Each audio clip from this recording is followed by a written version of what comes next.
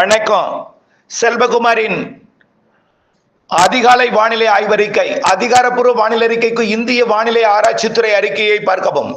2025 September 13 சனிக்கிழமை அதிகாலை நிலவர வானிலை பதிவு. இன்றைய அறிக்கையில வானிலை அமைப்பு, வரக்கூடிய நாட்கள் வானிலை, படிப்படியாக மழை பொழிவு தீவிரம், அதற்கு அடுத்தபடியாக வரக்கூடிய நிகழ்வு மற்றும் அடுத்தடுத்த நிகழ்வுகள், செப்டம்பர் இறுதிக்கு பிறகு அக்டோபர், நவம்பர், டிசம்பர், ஜனவரி நிறைய நிகழ்வுகள், வரிசை கட்டி வரும், வரிசை கட்டி வளைக்கும் நிகழ்வுகள், இவையெல்லாம் நீண்டகால அறிக்கையில் சொல்லப்பட்டிருந்தாலும் மீண்டும் இன்றைய அறிக்கையில் அடுத்தடுத்த அறிக்கைகளில் துல்லியத்துடன் சமர்ப்பிக்க இருக்கிறேன். இன்றைய வானிலை அமைப்பை பார்ப்போம்.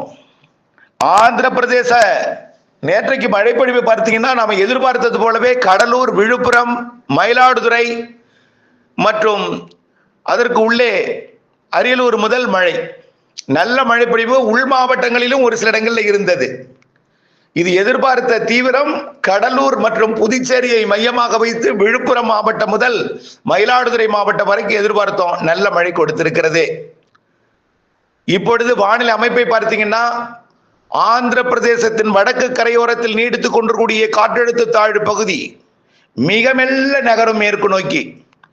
மகாராஷ்டிரா கரையை நெருங்கினாலும் உடனடியாக கடலுக்குள் இறங்கி விடாமல் மகாராஷ்டிரா கரையிலேயே நீடித்து நின்று மகாராஷ்டிரா, தெலுங்கானா, வடக்கு கர்நாடகா, மத்திய பிரதேசம் மற்றும் ஆந்திர பிரதேசம், ஒடிசா, சத்தீஸ்கர்ல மிக கன மழைப்பொழிவை கொடுக்க போகிறது.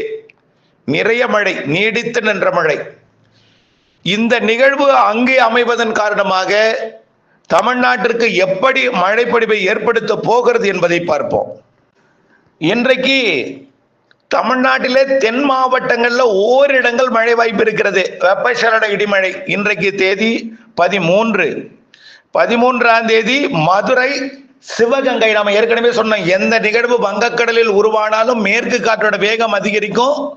அப்போ மழையில, அதாவது காற்றை தடுக்கக்கூடிய மழை மறைக்கும் பகுதியில மழை இருக்கும்னு ஏற்கனவே நாம சொல்லி இருக்கிறோம். அதன் அடிப்படையில கொடைக்கானல் மலை மறைக்கக்கூடிய பகுதிக்கு கிழக்கு பகுதி இருக்கக்கூடிய மதுரை மாவட்டம், வடக்கு பகுதி மேலூர் மற்றும் திண்டுக்கல் மாவட்டம் நத்தம், அதில் இருந்து அப்படியே திருச்சி மாவட்டத்தின்